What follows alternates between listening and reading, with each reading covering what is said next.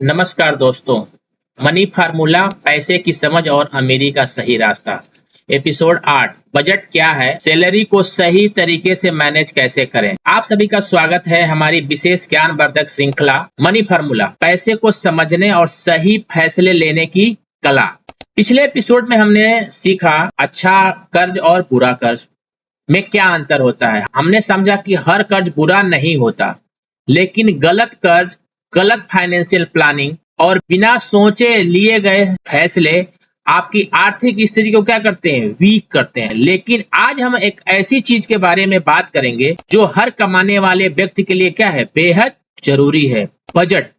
क्योंकि चाहे आपकी सैलरी 30,000 हो या 50,000 हो या 1 लाख से ज्यादा, अगर आपको यह नहीं पता कि पैसा कहाँ जा रहा है तो ज्यादा कमाई के बावजूद आप आर्थिक रूप से मजबूत नहीं बन पाएंगे। आज हम समझेंगे बजट क्या है, सैलरी को सही तरीके से मैनेज कैसे करें, और सबसे महत्वपूर्ण सवाल, कुछ लोग ज्यादा कमाने के बाद भी पैसे नहीं बचा पाते हैं। आखिर बजट क्या है, यह प्रश्न है। एक प्रश्न के माध्यम से इसे हम समझेंगे। बजट क्या है, बहुत आसान भाषा में समझिए। बजट का मतलब अपनी कमाई आने से पहले यह तय करना, डिसाइड करना कि आप पैसा कहां कहां और कितना कितना खर्च करेंगे। मान लीजिए आपकी सैलरी 50,000 है। अगर आप सैलरी आते ही बिना योजना के खर्च करना शुरू कर दें, बिना प्लानिंग के खर्च करना शुरू कर दें, तो महीने के अंत में शायद आपको पता ही नहीं चलेगा कि पैसा कहां चला गया। लेकिन आपने सबसे पहले तय किया इतना घर के खर्च के लिए, इतना बचत के लिए और इतना निवेश के लिए, इतना अपनी इच्छाओं के लिए, तो आपका पैसा आपके कंट्रोल में रहेगा, नियंत्रण में रहेगा। यही बजट है। ज्यादा कमाने के बाद भी पैसा क्यों नहीं बचता, ये भी एक प्रश्न है। इस प्रश्न को एक्सप्लेन करने के बाद हम समझेंगे। यह बहुत महत्वपूर्ण सवाल है। मान लीजिए एक व्यक्ति 30,000 रुपया कमाता है, उसके खर्चे 25,000 रुपए हैं। अब उसकी सैलरी बढ़कर 50,000 हो जाती है, तो आप सोचेंगे वह हर महीने खूब बचत करेगा, लेकिन कुछ समय बाद उसके खर्च भी बढ़कर 45,000 हो जाते हैं। नई गाड़ी, महंगा फोन, बाहर का खाना, ऑनलाइन शॉपिंग, सब्सक्रिप्शन और लाइफ स्टाइल अपग्रेड। लेकिन सेविंग फिर भी लगभग वही। लाइफ स्टाइल इन्फ्लेशन, यानी जैसे जैसे इनकम बढ़ती है हमारा खर्च भी वैसे वैसे बढ़ने लगता है। एक आसान उदाहरण के माध्यम से समझते हैं। मान लीजिए आपकी सैलरी 40,000 है। अगर आप सैलरी आने के बाद पहले खर्च करते हैं, जो बचता है उसे बचाने की कोशिश करते हैं, तो अक्सर कुछ भी नहीं बचेगा। लेकिन आप सैलरी आते ही एक निश्चित रकम अलग रख देते हैं, सेपरेट, यानी पहले बचत फिर खर्च।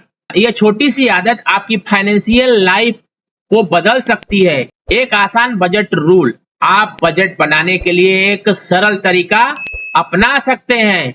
मान लीजिए आपकी इनकम 50,000 है, यानी इनकम को अलग अलग हिस्सों में बांटिए। जरूरी खर्च जैसे किराया, राशन खाने का, बिजली, बच्चों की फीस और जरूरी बिल, फिर सेविंग और इन्वेस्टमेंट, और उसके बाद वांट्स यानी इच्छाओं के खर्च। वांट्स मतलब जो हम चाहते हैं, अपनी इच्छाओं के खर्च। यह जरूरी नहीं कि हर व्यक्ति ठीक इसी प्रतिशत में बांटे। आपकी इनकम आपके परिवार और आपकी परिस्थिति के अनुसार यह अनुपात डिफरेंट भी हो सकता है।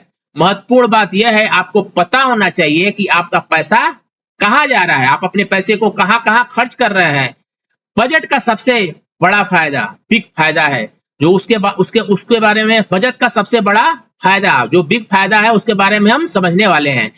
बजट का मतलब यह नहीं कि आप जिंदगी में कुछ भी खरीद नहीं सकते।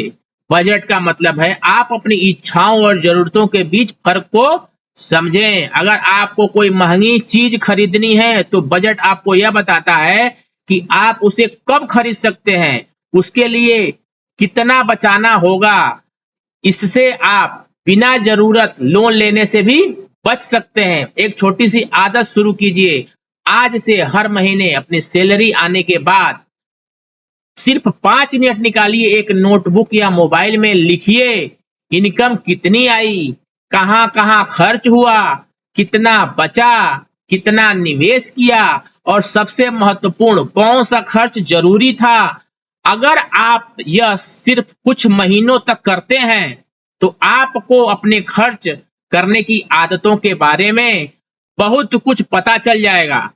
बजट बनाने में सबसे बड़ी गलती, बहुत लोग बजट बनाते हैं लेकिन उसे फॉलो नहीं करते हैं। वे लिखते हैं इस महीने 5,000 बचाऊंगा, लेकिन महीने के बीच में एक शॉपिंग, एक रेस्टोरेंट, एक ऑनलाइन ऑर्डर और बहुत कुछ छोटे छोटे खर्च पूरे बजट को क्या करते हैं, डिस्ट्रॉय कर देते हैं, बिगाड़ देते हैं। इसलिए बजट सिर्फ कागज पे लिखी हुई योजना नहीं होनी चाहिए, यह एक फाइनेंशियल डिसिप्लिन होना चाहिए, फाइनेंशियल अनुशासन होना चाहिए, वित्तीय अनुशासन होना चाहिए। आज का फाइनेंशियल चैलेंज, आज ही अपने पिछले महीने की सैलरी और खर्च निकालिए और सिर्फ 3 चीजें लिखिए, सिर्फ 3 चीजें लिखिए। मेरी कुल इनकम कितनी थी, दूसरा मेरा कुल खर्च कितना था और तीसरा मैंने वास्तव में कितना बचाया।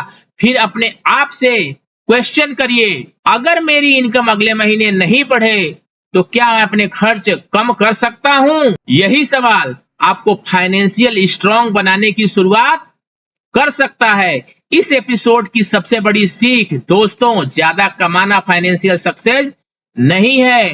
फाइनेंशियल सक्सेस तब है जब आप अपनी कमाई सही तरीके से क्या करें, मैनेज करें। और सही तरीके से मैनेज करने के बाद याद रखिए, इनकम बढ़ाना जरूरी है लेकिन इनकम को मैनेज करना उससे भी ज्यादा जरूरी है। फिर रिपीट कर रहा हूं, इनकम बढ़ाना जरूरी है लेकिन इनकम को मैनेज करना उससे भी ज्यादा जरूरी है। इनकम को मैनेज करना उससे भी ज्यादा जरूरी है। ये चीजें बार बार रिपीट हो रही हैं, ये बहुत जरूरी है। क्योंकि अगर आपकी कमाई बढ़ती रहे लेकिन खर्च भी उसी हिसाब से बढ़ता रहे तो आपकी फाइनेंशियल लाइफ कभी भी नहीं बदलेगी।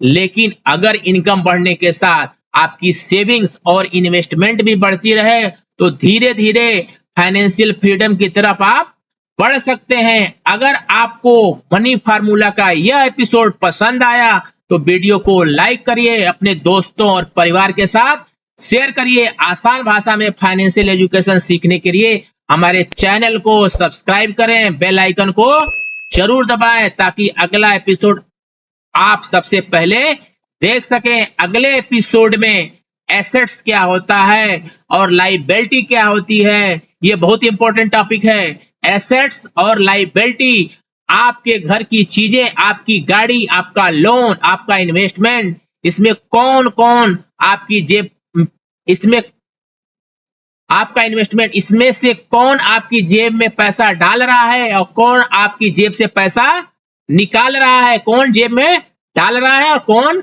निकाल रहा है। इस महत्वपूर्ण विषय पर हम एपिसोड 9 में विस्तार से चर्चा करेंगे।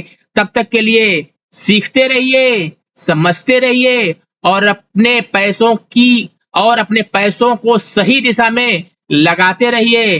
जय हिंद, जय भारत।